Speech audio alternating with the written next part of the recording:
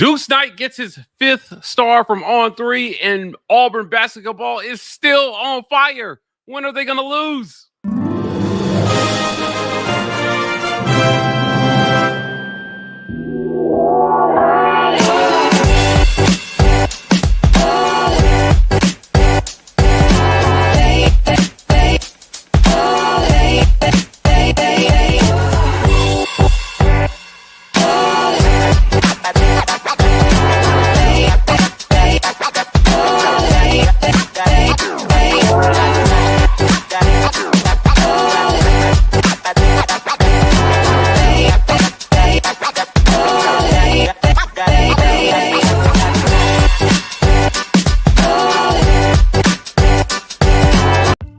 This edition of the War Report is brought to you by our generous.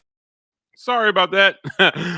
Weekend report, midweek report coming at you guys. I'm your boy Mike G here with C-Dub. Sign up as a member, guys. That Patreon membership, $5.99 a month, will get you there. These are like micro sponsorships if you tune into the War Report, but you haven't made the decision to become a member yet. Do this. This will help keep our content going. Ike is going to be on the road traveling to cover basketball for you guys. Throw him some support by becoming a patron. This episode of the War Report is brought to you by our friends at the Rage Room. Visit them at 1510 2nd Ave, Opelika, Alabama, or 2616 7th Ave South in Birmingham, Alabama. If you're in the Birmingham area, they've got axe throwing. So if you want to throw some axes, do it with our friends at the Rage Room, again, in Opelika or in Birmingham, Alabama. Also, our friends at Los Amigos Restaurant have you covered if you're in the Auburn Opelika area and you're looking for some sweet eats. Los Amigos Mexican Restaurant has you covered. You can find them at 1220 Fox Run Ave, Suite 200 in Opelika, Alabama. And if you're looking for some fine dining, Vintage 2298 Restaurant, you can find them at 2298 East University Drive in Auburn, Alabama, over by the movie theater. And preceding all that, if you need to work up an appetite, our friends at the Rogue Shop have you covered. Visit rogueshop.com and use code REPORT to get 15% off your Rogue Shop order. Pain, sleep, stress, anxiety, whatever ails you in life, the Rogue Shop has something that has you covered. Our guy Richard over there definitely has been supporting the War Report for a minute. We appreciate his support. Let's jump into this. Caesar. What up, though? What's going on, man? Look, Deuce Knight got a 5th star from On3. One of the most highly coveted and highly sought after prospects in the country. Deuce Knight gets that coveted 5th star, and he joins Malik, Autry, and Blake Woodby as Auburn's other 5 stars. None of them are consensus 5 stars, but right.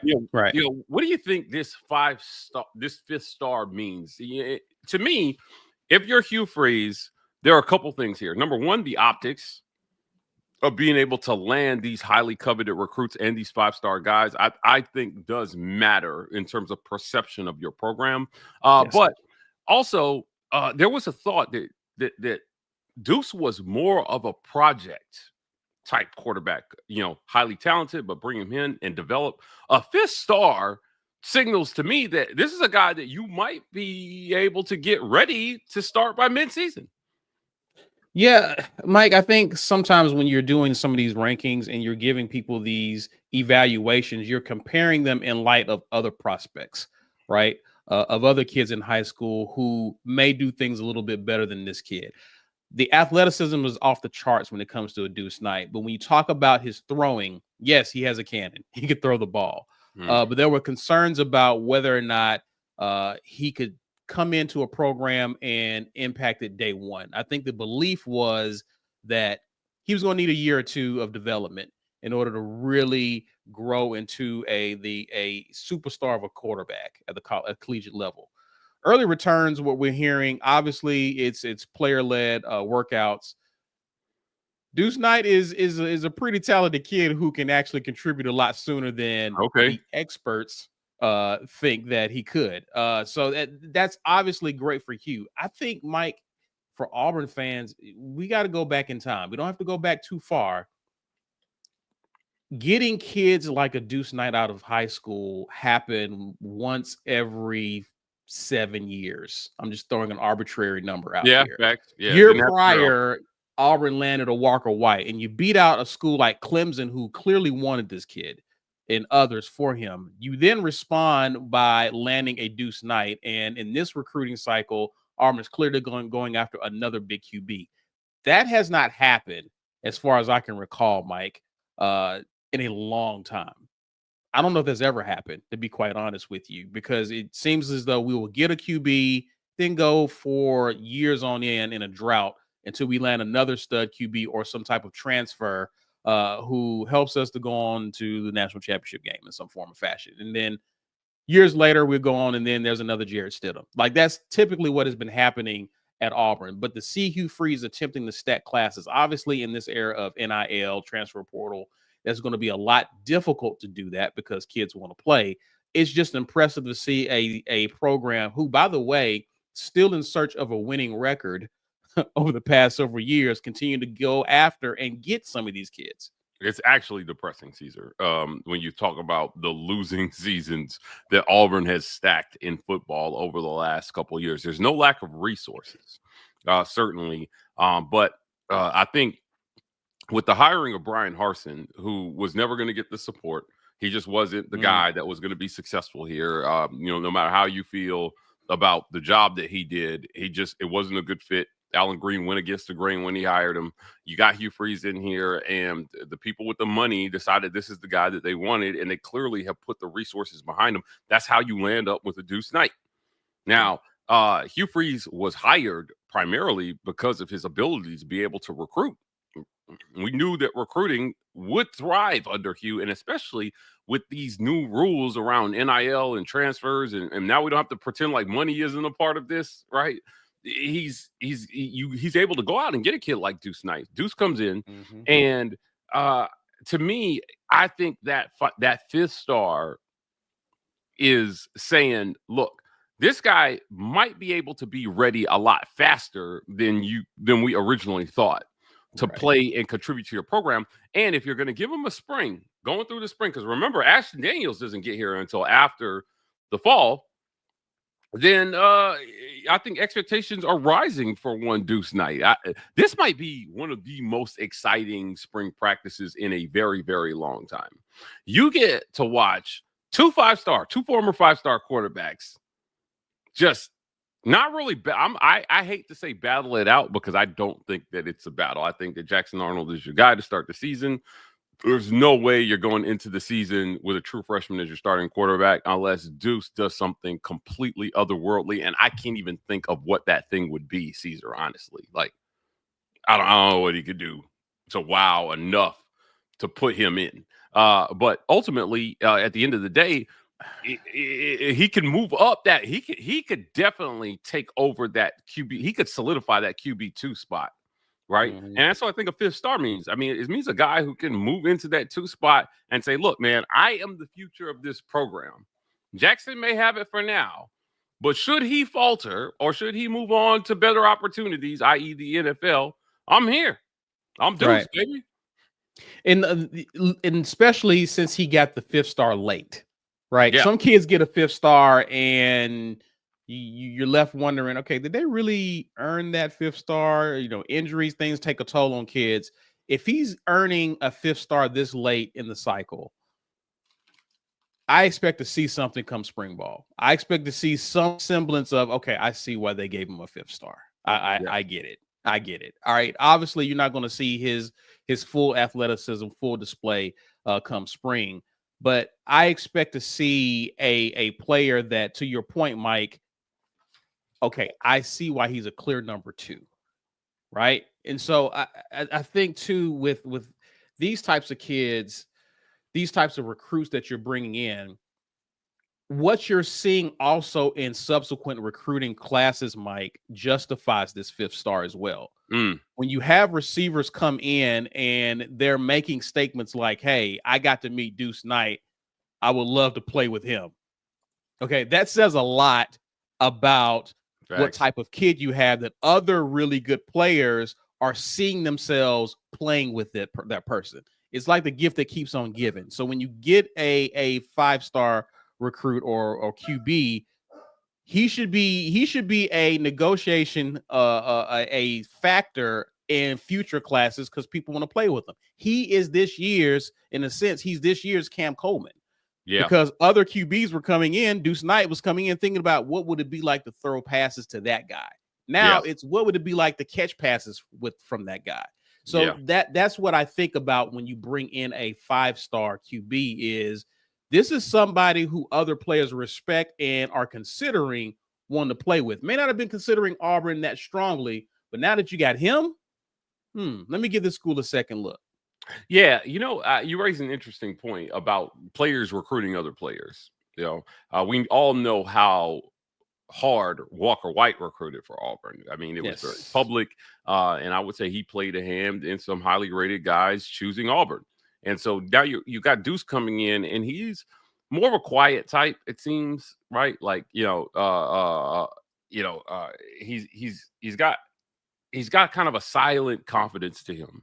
It's his first impressions, Deuce Knight, and you want him to show it with actions on the field more so. You don't really care that he's a quiet guy. You just care he goes out there on balls, and the only person that needs to hear him are his teammates. His teammates need to hear him. So I think the 5th star says a lot, and you raise another good point about it being so late in the process. We looked at the film from senior year, and maybe we need to upgrade this guy. Something happened during that. Something happened during that season. Right. I don't think you just randomly assign him a 5th star unless in January and late January, unless you looked at the tape and you saw something that you didn't see before. Right. So, what do you think that thing is that they saw in Deuce Knight? To me, I think it was decision making. I think it was decision making with the football. The fact that this kid was putting up ridiculous stats in high school games too, Mike, helped a lot with that. Like we were hearing stories of this kid just balling out. Obviously, Alvin Henderson was also balling out crazy too in his high school games. But Deuce Knight really looking like every bit of a 5-star, and it's like, are they kind of hating on this kid because this kid looks exceptional in his high school games? Yeah, absolutely. Now, Deuce isn't the only 5-star. Blake Woodby and Malik Autry joined him as 5-stars on this roster. Woodby, the corner, Autry along that defensive line, 2 very highly rated kids. I think Woodby has a chance to play early, certainly. Autry, we'll see. They need help along the defensive line, so it'll be interesting to see how both those guys come along. I think all of the 5-stars are in spring practice. It's huge. Which is absolutely huge to see all the 5-stars in spring practice. So, we'll see how that ends up going, for Auburn, right? Like, I think so, Mike. Yeah, you've got a good opportunity if you're Deuce Knight to really show your stuff and not have to split reps with 4 guys for no reason. Right. Because that's what the beginning of spring practice traditionally has been. You got 4 guys, and the coach gives the obligatory, we got to narrow it down to 2 pretty quickly. Well, it was narrowed down to 2. For real. You put on a show of a thing for everybody else to make guys feel like, they had a shot at the job, and they didn't have a shot at the job. And, how fun is it going to be to watch Deuce Knight spin it to the first team along with Jackson Arnold? Now, I love excitement about Deuce Knight, but I don't think Jackson Arnold. I don't think anybody's overlooking Jackson Arnold. I just want to make sure it stays that way. This is a former 5-star guy who was, I think, if you look back at it, even more sought after than Deuce is currently. So, having those 2 guys in there, man, this staff has got a wealth of riches that most coaches would kill for in terms of talent. This wide receiver room, 2 5-star quarterbacks. You've got great running backs in there. You've got experience. You've got youth and potential. You've got the makings of what could be a really, really, really good offense if you don't bust your 5-stars out the way Gus did. Well, listen, we're going to find out if you can really cook. Right? Good cooks can put together meals with less, right? If you got amazing ingredients, right? Quality ingredients, and you're still preparing duds, we got to get you out the kitchen, Mike. you're not the chef we thought. Now, hey, you can shop your behind off, right? You can get the kids here, but we got to see you prepare an exceptional meal now. You got to be able to put this together and put an amazing product on the field, as far as I'm concerned. What's that TikTok sound? Let him cook now. Yeah. All right. Well, we're going to let Hugh cook. But what else is he cooking with on that offense? Again, the former five stars throwing the 5 stars. And if you haven't got it yet, the theme of this show is this is a 5-star midweek report. Cam Coleman is the other 5-star that you want to see catching balls from Jackson and Knight. And I can't wait to see this because Cam makes any quarterback better. Yeah. If you're a quarterback and you're throwing to Cam Coleman, you're better, right? Yeah. He might be worth a star for the person who's throwing to him, right? Like, if he's throwing it, he's a 5-star quarterback. But I think that the pairing off of this talent is something that fans should look forward to and that we're looking forward to seeing. It's, so many years it's been, we got the quarterback, but we don't have receivers, or we got receivers and we don't have the quarterback, or, and they're really putting together something on offense where you could say we got a line, we got a quarterback, and we got receivers. Where's the fault in that? If we're paralleling to the basketball court, I think what's so amazing about what Bruce Pearl has built here is he went out and he fought so many years. It was just everything, but we don't have shooting. We don't have guard play. Now they have guard play, and look at them. They're historically good. Can Hugh Freeze recreate some version of that? Yes, he can. He's doing it, Mike. Like, and as one of the things that we have to again, this is really, you're talking about kids getting a 5-star and 5-star talent. Really what this is about to me is this is about Hugh Freeze losing excuses with each passing year. Oof. Right? Okay. You're basically removing excuses from this standpoint. Time has a way of doing that as well, right? By year 3, this program should be looking the way you envisioned it. And really and truly, apart from the wins, Mike, from a talent standpoint, it is looking exactly like Hugh Freeze hoped and promised it would look. So he's on target there. Now, you can't say, I need another year of talent. Like, give me one more recruiting class. Not to win 8 or 9 games, Mike. You got to do it now. The time is now. I don't even think you're a QB away at this point. The time is now. And I think he even said, I think that Locked On, they were talking about who at the senior bowl, saying that the QB room feels different. It better feel different. 2 years in, it should feel different than what it felt since you've been here. Like, you have what we call dogs back there. So, like, listen, everything should feel it should feel better is what it should feel, Hugh. So, pause. So anyway, I think that as you're accumulating this talent, you're addressing things along the offensive line. Obviously, there's some question marks with tight end there.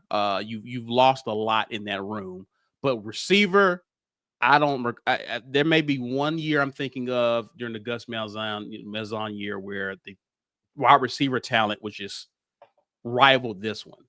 Wide receiver talent looks incredible. Even with Jarquez going, the running back room looks stacked. You have weapons offensively. You've done, from a recruiting standpoint, everything the defensive side has done. Time to coach. The excuse days are over now. Yeah, I think that the overarching conversation that we'll continue to have as the season approaches is that there is a wealth of riches in terms of talent. Now, when Hugh Freeze got here, he talked about closing the talent gap with Alabama and Georgia. Fortunately for him, the coaching gap got closed when Saban retired. So Saban did that. To be clear there, he's a lot closer to killing the board than he was to Nick Saban. Absolutely. But the talent gap, he's still got a ways to go with Kirby Smart, but yes. Okay, fair enough. But I will say this. I replay that moment I had with him on the basketball court after the SEC tourney when we talked about, what it's going to take. And he said this was after last year's SEC tourney, so 2024, right after the SEC tournament, they beat Florida. And I said, Coach, when are we going to celebrate your next SEC championship? He said, I need 2 more recruiting classes. That's it. Said the portal is not the way to build a long-term sustainable winner. And I agree with him 100%. You have to have strong high school recruiting, but it's going to come back down to, does he know what to do with these recruits? Because the results on the field haven't been great so far, but is year 3 the breakout? What I wish for Hugh is that they made a bowl game last year, because you make a bowl game and then the seat isn't so hot for him in year 3. Right. So he doesn't have to operate with that pressure of, John Cohen can say what he wants.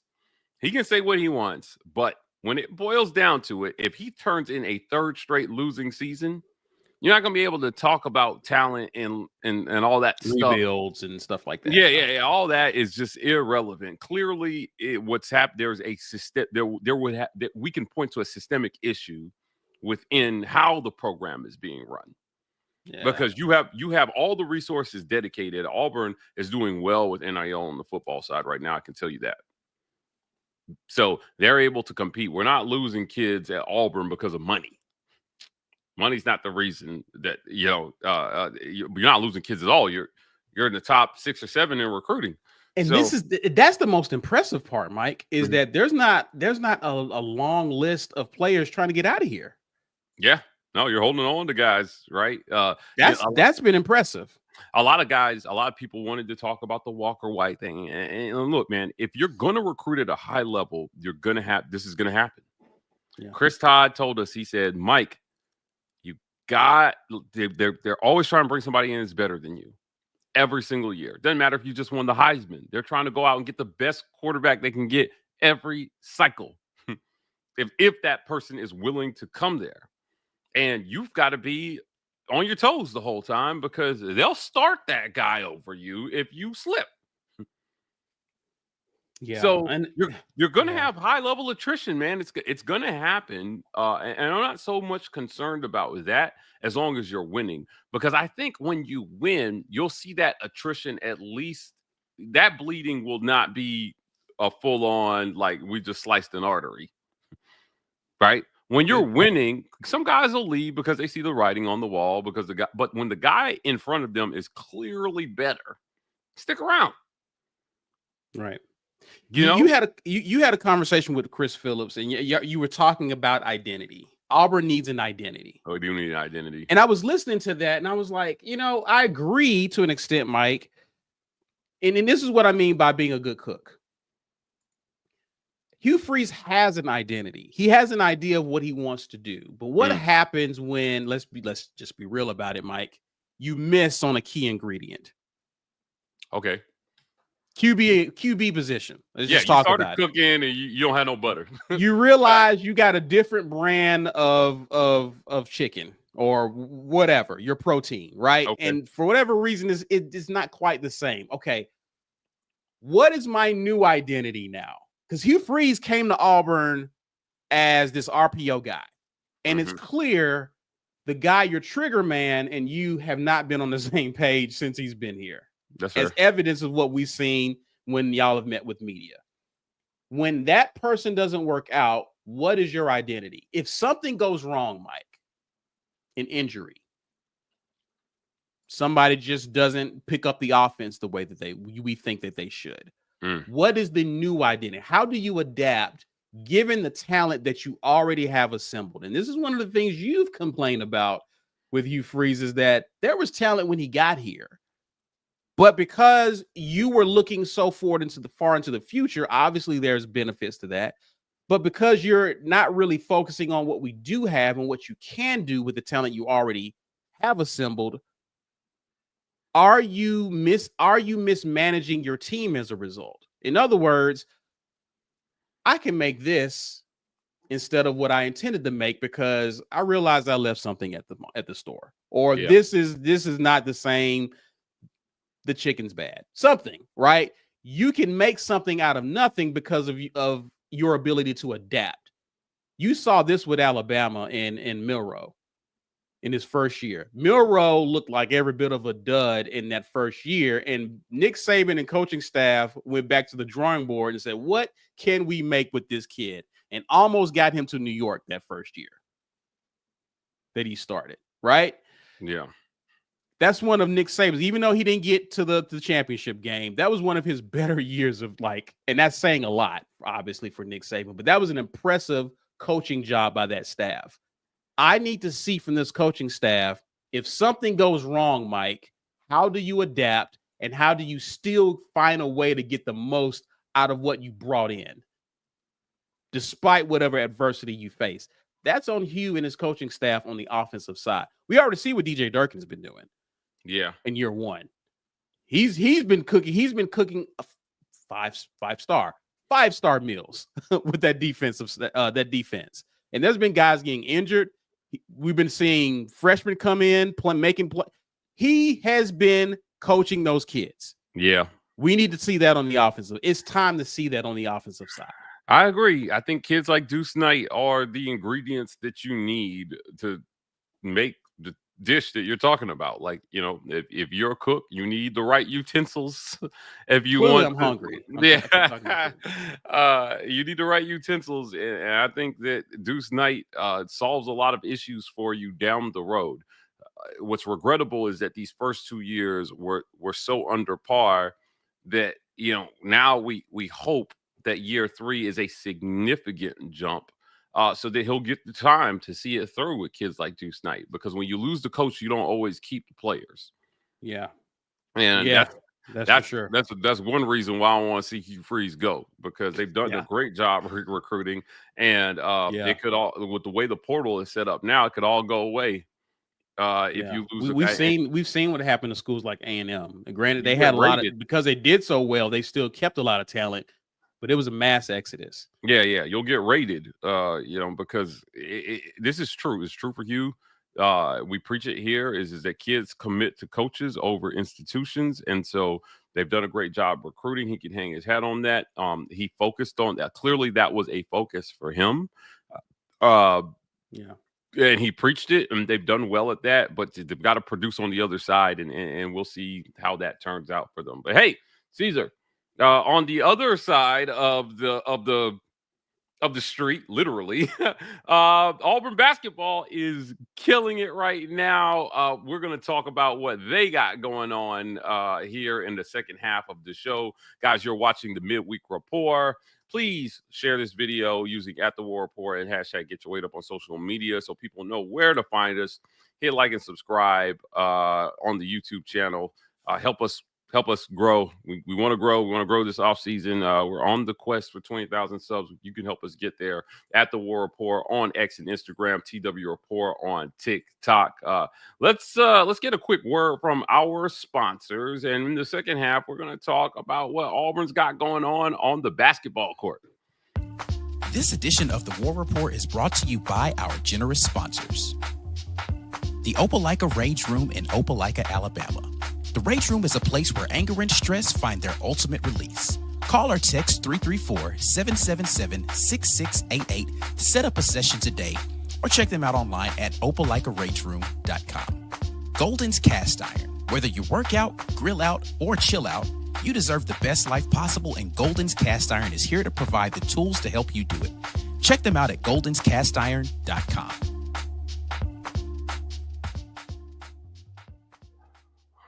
Midweek Report coming at you guys, brought to you by our friends at the Rage Room. Visit the Opelika Rage Room at 1510 2nd Ave or the Birmingham Rage Room at 2616 7th Ave South in Birmingham, Alabama. If you've got some rage or some frustration, or if your boss is getting on your nerves, go to the Rage Room and hit something and just say it was your boss or something. I don't know what they do in there, Caesar, but look. It's a great way to get some frustration out, the Rage Room. And if all that makes you hungry, visit our friends at Los Amigos Mexican Restaurant. You can find them at 1220 Fox Run Ave, Suite 200 in Opelika, Alabama. If you're in the Auburn Opelika area and you're looking for some sweet eats, Los Amigos has you covered, as do our friends at Vintage 2298 Restaurant. You can find them at 2298 East University Drive, Auburn, Alabama. It's the off season, but support your local businesses. If you are looking for a night out, if you want to take your lady to a nice night out and something nice to eat, Vintage has you covered. Please go visit them this off season. Let's help prop up our local businesses. But also our friends at the Rogue Shop, rogueshop.com. Use code REPORT to get 15% off your Rogue Shop order. Pain, sleep, stress, anxiety, whatever has got you bugging in life, the Rogue Shop has something that'll mellow you out a little bit. Guys, you can give the gift of the War Report by hitting that gifted membership button. This is a great program that YouTube has started. You can help somebody become part of the Green Name Game by hitting that gifted membership button. Check your email. YouTube chooses these at random. And check us out on podcasts. Every single podcast network, the War Report is there, bringing you lots of great audio-only content. The Auburn Express, Uptempo, College Loop, and Just a Sec pods, bringing you guys something. Also, our friends over at the Sooner Spotlight, our guy Josh Marler over there, bringing you lots of great Oklahoma Sooner content. We appreciate them for being part of our podcast network. Let's get to some comments here, Caesar, before we get into our second segment. Phil Petway says, it's all on Hugh. He has his defensive coordinator. Agreed. DJ Durkin is amazing. Yeah, absolutely. That guy can coach football.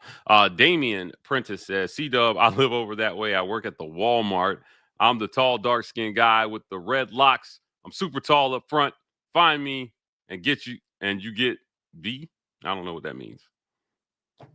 Do you watch The Boys on Prime? Like, no? Okay. No. They got this thing called Compound V, and that's what I thought about. That's stupid, but whatever. Somebody in the comments can relate. Stuart Donald, I drove over and watched. Sounds like something you have to mumble when you mention it. Go ahead. Compound V. I drove over and watched Deuce play last year. He was very impressive, especially considering how little help he got from his teammates. He towered over his O-line. Very quick release. Tall quarterbacks that can see over their lines tend to do a little bit better. Vision is important. It's funny. Height is something that you hear. It was a knock on like Drew Brees coming out there like he's not tall enough to see over the lines. That guy did just fine, but Deuce doesn't have that problem. He's getting stuff from the top shelf for his girl.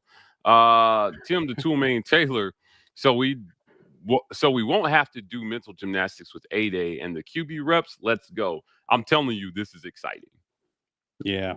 Yeah. We just don't have this is a dream scenario for Deuce. And I was going to mention this in the prior segment, is that this is what you dreamed of being able to do, right? You're getting actual meaningful reps in spring ball. And you've only been on campus a few months. Like, this is exactly what you want. And the ability to do it knowing there's no one breathing down your back, right? You get to make mistakes and learn. Everyone knows you're a freshman. You're learning the speed of the game. You're learning the college game. You're just that's great. You're not on scout team. You're not with the third or fourth team. You're throwing to actual guys who are going to play. Yeah, absolutely. Great experience for him. It's a win-win all the way around. James Barnett says, fellas, what's the hesitation of starting Deuce if he balls out? Other Power 4 teams don't seem to have an issue playing a talented freshman QB. Just saying. I think, James, the question is about whether you start him from game one. And I would argue that other Power 4 teams are only starting true freshmen from game one if they have no other options.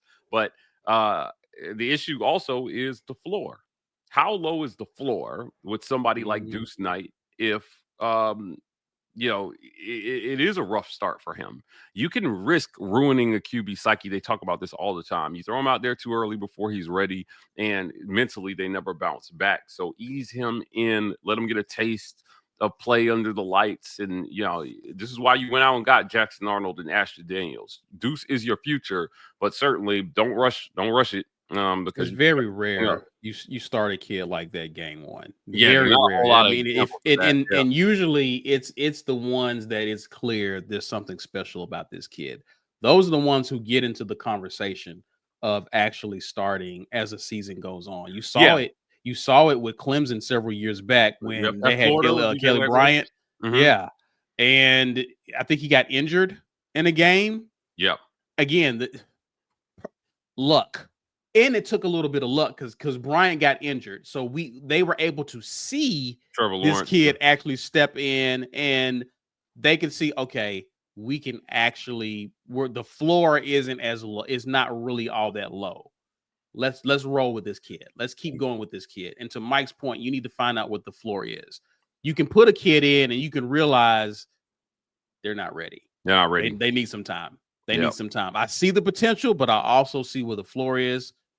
Not ready. Yeah, let's hang on. Let's see here. James comes back and says, Deuce is definitely not just a prospect. He is a dude. The wide receivers have been raving about him. Don't underestimate him because of past QBs. He is cut from a different tree. Just saying. I hope so. I think that's why they gave him the 5th star, James. I think he is cut from a different tree. And listen, Jackson Arnold got a lot to say about that, James. Yeah, he does. What I've been hearing, there's been positive returns on him as well. On him as well too. Yeah, I'm not ready to throw Jackson to the side at all, and so I'm not buying the Deuce hype to the extent that I'm ready to say start him over Jackson Arnold. No. This is Jackson a guy. Arnold has a lot, and we've been here before. We've been here before. Yep.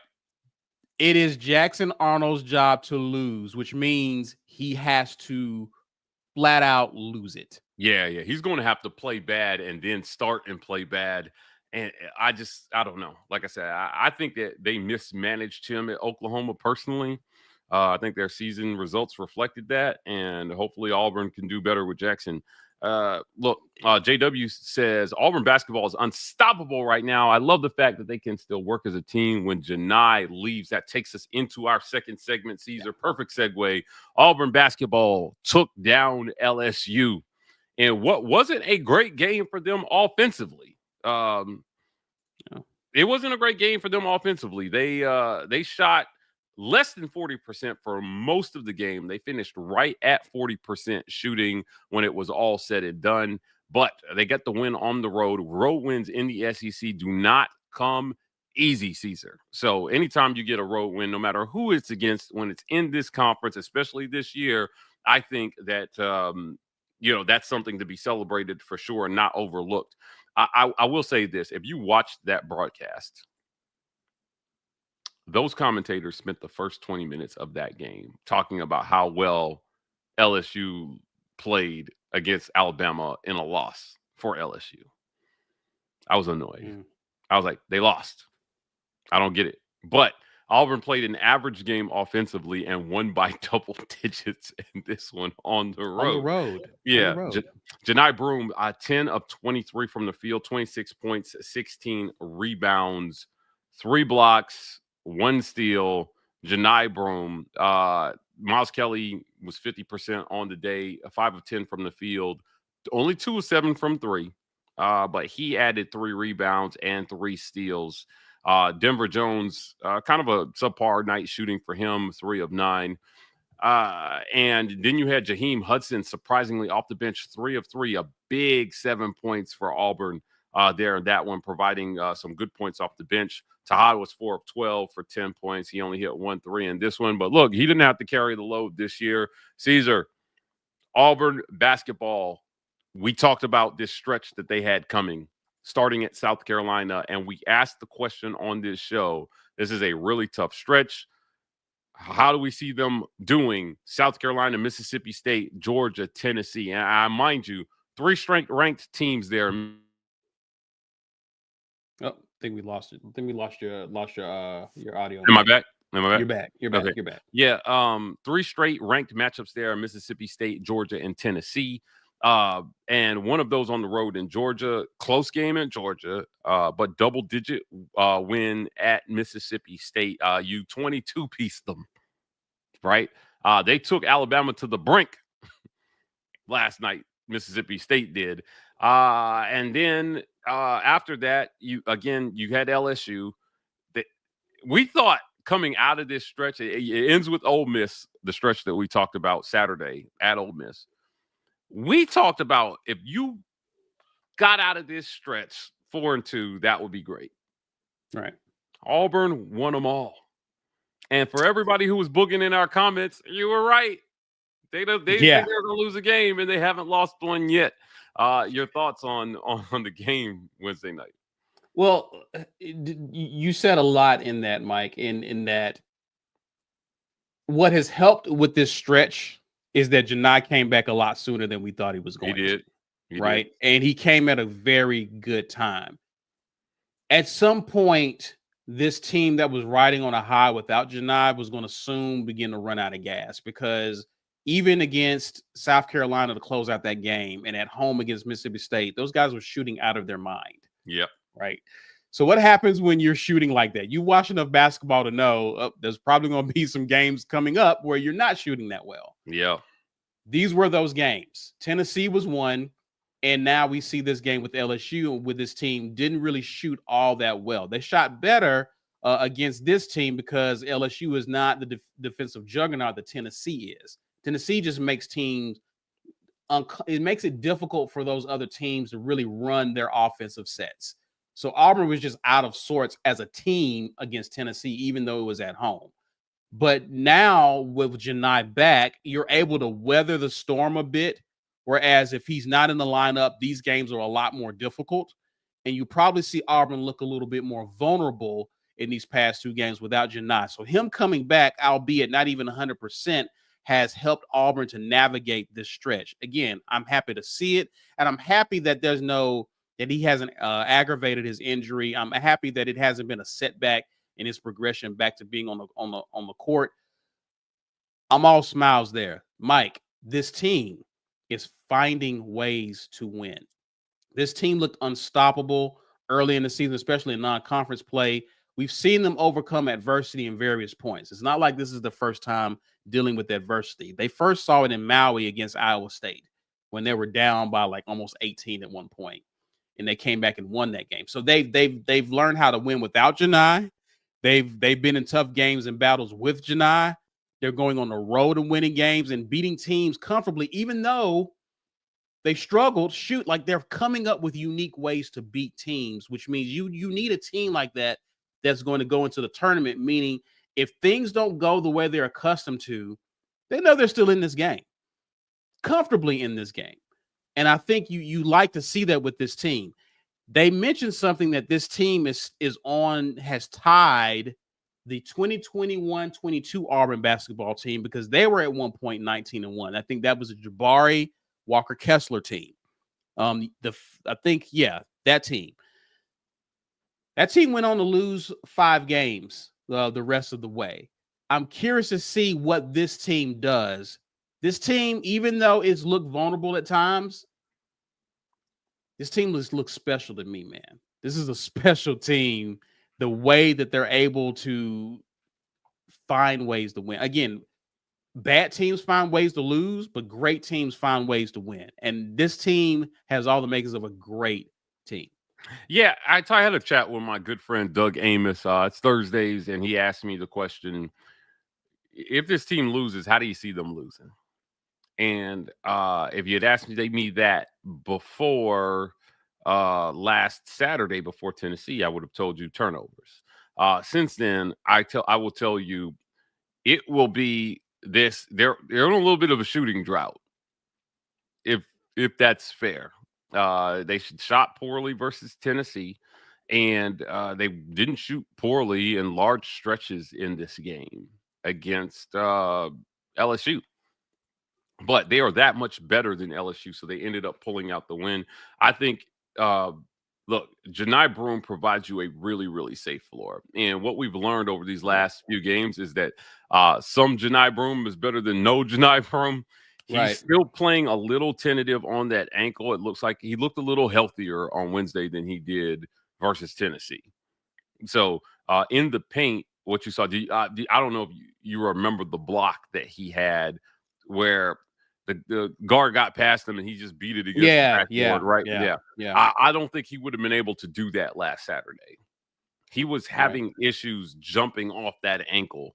And so he looked like he was moving a little better. And when he's healthy, again, and those shots aren't falling, you just get the ball to Janai and get out of the way. Right. He has a quick turn that he does when he's in the post where he's going right and he quickly goes left and lays it in. We saw that last night. Did not see that against Tennessee. Yeah. He's got some great. He's added so many things to his offensive repertoire. It's actually impressive. And so if you're Auburn, you built a good enough team to survive that stretch without him. Yeah. But now you're seeing, hey, you need him because if you're going to be a jump shooting team, you can be streaky. We know this about this is how Alabama is, man. Jump shooting teams, they go on droughts, and if you don't have another stick, you're gonna lose.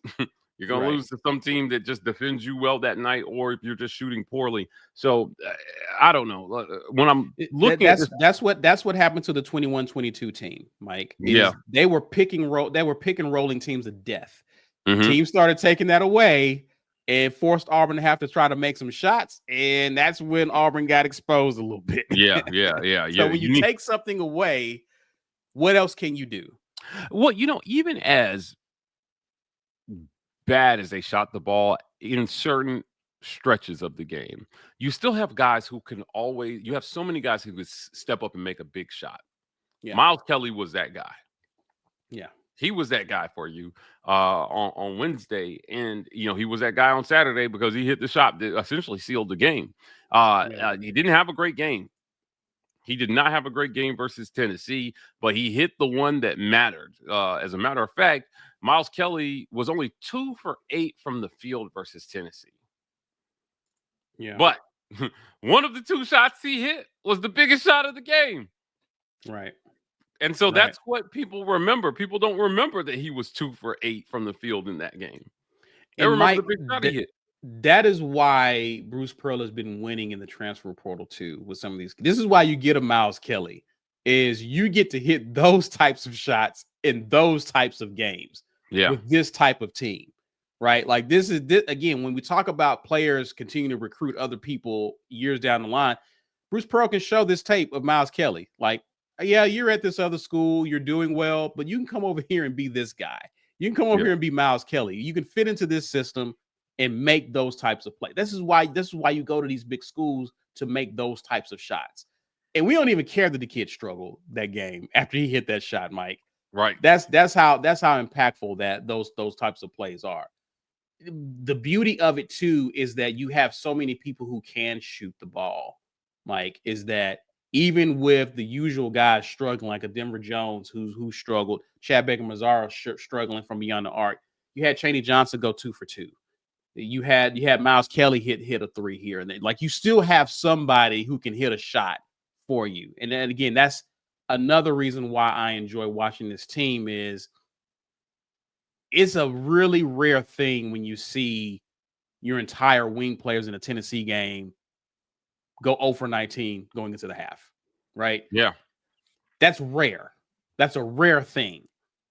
Usually somebody is still hot, even though others may be cold. And so that's typically the norm, what we saw yesterday. If Auburn is having an off night, you still got guys who are you still got to respect.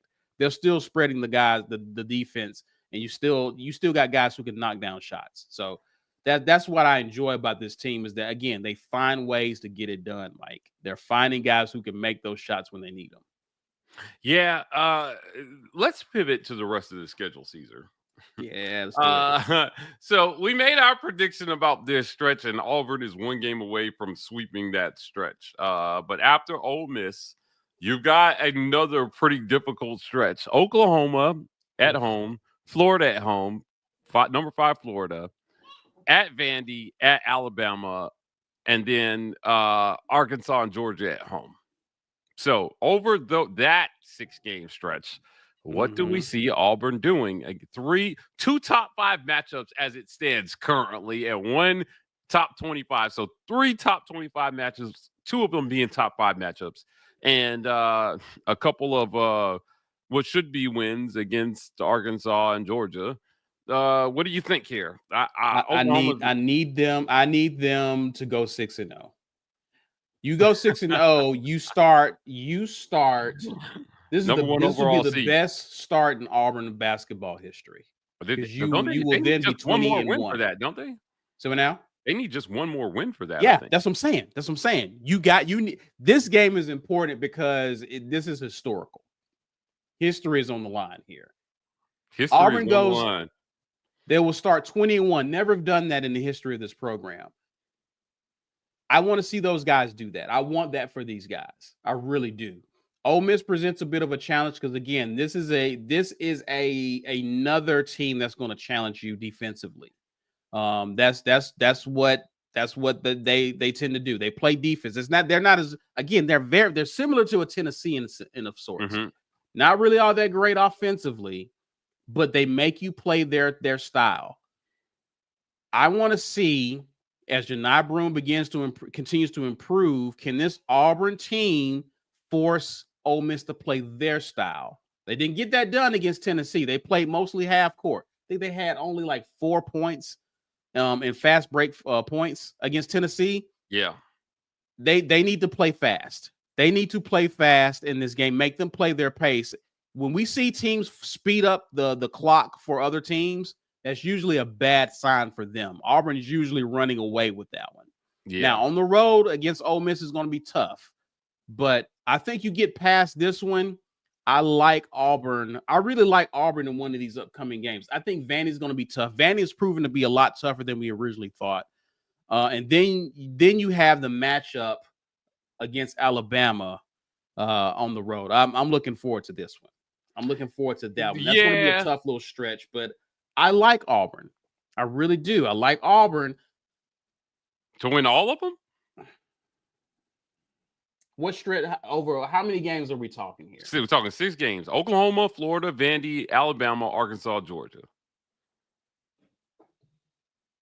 Florida scares me, dude. This schedule is brutal. And then you end Ole Miss, Kentucky, Texas A&M, Alabama. Holy crap, Caesar. I think Auburn may drop a game over those next 3. I got them dropping a game. I think it'd have to you that means they're losing on the road at Alabama because I don't see them losing at home. You don't see any, so you got them beating Florida. I got them beating Florida at home. Yeah, Florida worries me. There's no way I'm predicting a loss in Neville. It's not happening. Okay. It does. To me, I think if a team is going to do it, it's going to be Florida. Okay. I think I'm with you on everybody else. Florida, for whatever reason, I don't know. I think Neville is an advantage. It's almost a 10-point advantage against any opponent. All right. Hear me out. Auburn is definitely a better team. Auburn is a better team this year than they were last year. Agreed. Right? Okay. How much better do you think Florida is this year over last year? Because Auburn beat them by 19. Last year? 86-67. At home or on the road? In the SEC tournament. In the SEC tourney. Neutral site. It was a neutral site, though. Okay, so the game's at home. Okay. That's fair. I like, how much better do you think this Florida team is? I'm not saying they're not good. I'm just saying I think they're better. Auburn I think they're better. Matchup for Florida. I think they're better. I think they're a better team this year. I do. Chat, I'm interested to hear from you guys. How much better do you guys think Florida is? Do you see Auburn losing to Bama? Yes, I do. See Auburn losing? Yeah. In Tuscaloosa, I can see it happening because if you go on a shooting drought, it could. I mean, Alabama can score quickly and in bunches. Yeah. So yeah, while it pains me to say it, I could see them losing that game if it's in Tuscaloosa, which it is. I had them splitting the series this year. Anyway, I think you win the one at home and you lose the one on the road if you're going to lose. But this will be the story of the Auburn defense versus the Alabama offense. Which one gives first? Because Auburn's already proven they can win whatever type of game you want to play. High scoring, low scoring, grind it out. Look, Tennessee forced Auburn to play their pace of game last Saturday. Yeah. And they lost. That's true. That's true. This is what I love about this team, man. They've got range, dude. So Yeah, Florida. Yeah, I mean, I hear Prince Chuku says Florida is better this year. How much better? Because you almost 20-pieced them with the SEC tourney on the line on a neutral site. Now they have to come to your house. So they have to be significantly better. Because Auburn is If they go definitely undefeated through this stretch, Mike, if they go undefeated through this stretch, I think they potentially run the table. If they get through that stretch of Florida, Vandy, and Bama undefeated, I think this may be the toughest. Okay, the toughest part of the schedule is on the road against Kentucky, Mhm. on the road against A&M, and at home against Alabama. That's the last tough. That's how you end your season, regular season, right? That's a tough stretch. A&M struggling a bit this year, but they're still to be respected. Okay. Kentucky is Kentucky. If you get through this Florida, I think this Florida, Bama, Vandy stretch is tougher than that. If you get through that, I like Auburn to run the table. I don't think they do. I think they slip up somewhere between this Florida, Vandy, Bama. Like that's a brutal 3 games. That's a brutal 3 games. Vandy, I like us to beat, but that's on the road. So you just never know. And we've seen them give team fits at home in that awful arena of theirs. Interesting. One of the sites I like to go to is WalterNolan.com. He ranks things like non-conference strength of schedule. He said that Auburn had the 9th hardest non-conference strength of schedule. They've got a strength of schedule overall of 5, the 5th hardest in the country. So when you say you want them, when you say they're going to run the table, that would include another remarkable stretch where you beat 4 top 25 ranked teams, right? Yeah. So if you get through the 6 that we're talking about, then you have to end your season with Ole Miss at Neville, at Kentucky, at Texas A&M, and then with Alabama at home. This is an absolute wild schedule. So they have a chance to win the most quad 1 games ever. Yeah. 16 is the record by Kansas. They actually played a ridiculous 25 quad 1 games. They went 16-9 in quad 1 games in the 2022-2023 season. Auburn has, like you said, history is on the line. Auburn has a chance to do something completely historic this season. I think we're all here for the ride. Before we get out of here, let's get to a couple of you guys' comments. Marshall Jones says, if Chaney starts hitting threes, then this Auburn team will hit the next level of winning. Ridiculously hard to beat. I agree, Marshall. That's what I'm saying, Mike. Like again, in teams past, when your main guys are struggling, there was no one to pick up the slack. You can go 10 guys, 11 guys down your roster and find someone who can get a bucket for you. Yeah. That's what's scary about this team. Maine says you cannot let Miles get space. LOL. He has range and you will get cooked. Yes. Yeah. He is. These guys, again, they're stretching the floor. You have a guy who in Janai Broom who can kill you down low. Then you got a guy like Miles Kelly pulling up well behind NBA 3. Yeah. Easily NBA 3 can pull up on you. Dangerous combination. Marshall Jones comes back and says, need to be more consistent on the charity stripe. Cut down the turnovers, and 6-0 can be attainable, but 5-1 is more plausible. I agree. Look, for this team, one of the main ways you get beat is you beat yourself with turnovers. So they cannot do that.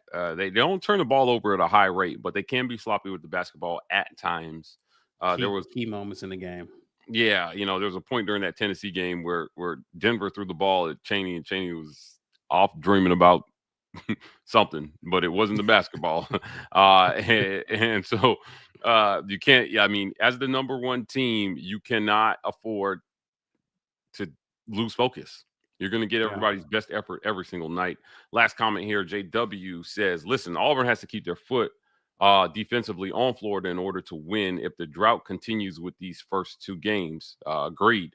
Look, this is one of the other ways you see them losing is that you shoot less than 40% from the field and you get beat. particularly on the road. So they've got to keep that percentage up in the 45 to 50. Yeah, Auburn can't shoot below 45% in this upcoming weekend. No, I don't think if they're so. below 45%, it's not looking good. It's not going to look good, right? You're going to have to play historic defense to come out of that. But great conversation about Auburn basketball, giving us something positive here while football tries to get it together. Guys, this is the Midweek Report. Thank you so much for joining us. As always, share this video on social media at The War Report and hashtag Get Your Weight Up so people know where to find us. Hit like and subscribe on the YouTube channel. Help us grow and help other people find us. Help us in the algorithm. Follow us on social media at The War Report on X and Instagram, TW Report on TikTok. Quick shout out to our sponsors before we get out of here. This episode is brought to you by our friends at the Rage Room. Visit them at 1510 2nd Ave, Opelika, Alabama, or if you're in the Birmingham area, 2616 7th Ave, South Birmingham, Alabama. Join as a member. Become a patron. $5.99 a month will get you there. We appreciate all our patron members. So if you're looking around the chat and you're like, why does all these people have green names and I don't have one? It's because you're not a patron. So become a patron. Help support the work that we're doing. Also, support our friends at Los Amigos Mexican Restaurant. You can find them at 1220 Fox Run Ave, Suite 200, Opelika, Alabama, and Vintage 2298 Restaurant. Find them at 2298 East University Drive in Auburn, Alabama. Last but certainly not least, our friends at the Rogue Shop. Visit them at rogueshop.com and use code REPORT to get 15% off your Rogue Shop order. Pain, sleep, stress, anxiety, whatever ails you in life, the Rogue Shop has something that has you covered. We appreciate them. Our guy Richard, longtime sponsor of the War Report. Caesar, we're out of here. And we'll be back at you guys tomorrow with the Auburn Express and Sunday after Auburn plays this weekend. But we're covering it all this offseason. We're signing off. And as always, War Eagle.